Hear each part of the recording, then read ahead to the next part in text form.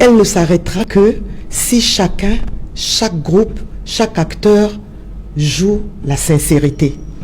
Et depuis le début, maître, moi je crois que les gens n'ont pas joué la sincérité. Qui n'a pas joué la sincérité? D'abord les avocats.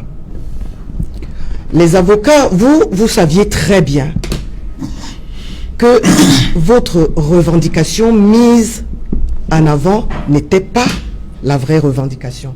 Ce n'était que une des revendications que les anglophones avaient. Mais vous saviez parfaitement que ça couvait quelque chose de bien plus sérieux.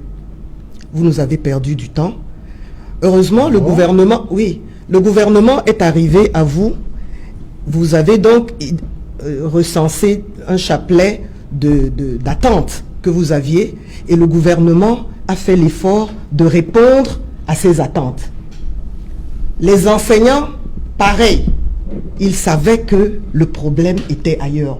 Parce que si ce problème-là n'était pas sérieux, ils ne donneraient pas les milliers de morts que nous avons. Et le problème des avocats ne pouvait pas aboutir à des milliers de morts. Non, parce que le débat républicain, même quand on a l'impression qu'il coince, il faut le pousser. Il faut l'amener à exister parce que c'est le seul moyen pour nous de bâtir ensemble. Mais ça ne justifie pas qu'on prenne une arme et qu'on tire sur son frère. Qui d'autre n'a pas été sincère? Les partis d'opposition. Quand ça a commencé à s'aggraver, la première chose, à mon avis, la sincérité qu'on devait tous savoir, c'est de dire à nos frères en colère que ce n'est pas la meilleure manière. Mais par contre, sur tous les plateaux de télé, qu'est-ce que faisaient les politiques? Les politiques, surtout les partis d'opposition, justifiaient cette lutte armée en disant qu'ils la comprennent parfaitement parce que, en réalité, ceux qui ont pris des armes ont de bonnes raisons d'avoir pris des armes. Autrement dit, qu'ils sont d'accord avec la guerre. Qui n'a pas été sincère? Les organisations de la société civile.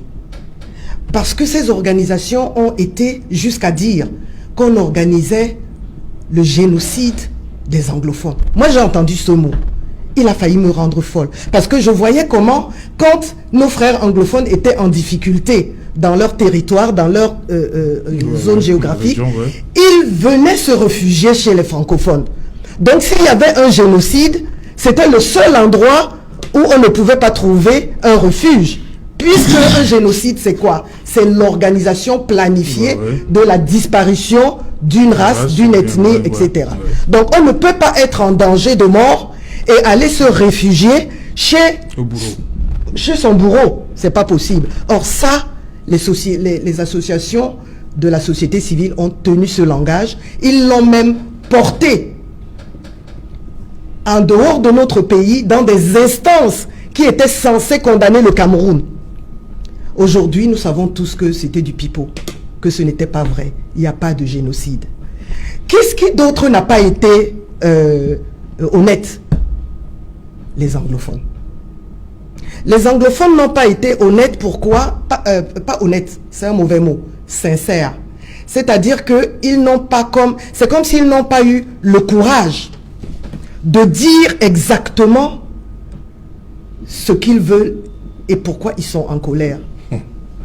Ça veut dire que vous ne maîtrisez pas vraiment le problème. Attendez, excusez-moi. Ça veut dire que vous ne maîtrisez pas. Excusez-moi. J'ai pris le temps pour vous écouter, mais franchement, est-ce que vous pouvez permettre que je termine, maître? Il faut parler de ce qui est réel. Mais je parle de ce qui est réel. C'est pas rien. C'est-à-dire que, à un moment donné, quand on entendait parler les parlementaires, c'est-à-dire députés, sénateurs, quand on entendait parler ce qu'on pouvait considérer comme l'élite, ou alors une certaine élite, je pense que c'est ça qui vous plairait si je dis une certaine élite, la gravité du problème ne transparaissait pas dans leurs attitudes, tout au moins dans leurs attitudes verbales. Donc du coup, ça a entretenu une espèce d'ambiguïté qui faisait que donc finalement, il y a des gens pour et des gens contre. Alors que, à l'analyse, on se rend compte que s'il y a un point de vue qui est partagé, il est partagé par les 80% des anglophones. Ok. Maintenant, vous me suivez alors. Un problème réel, donc. Voilà. Ok. Donc, réel. le problème est réel, mais je pense que nous avons tous perdu beaucoup de temps en essayant de ne pas le poser. L'État du Cameroun était, il était sincère aussi. Je voulais savoir.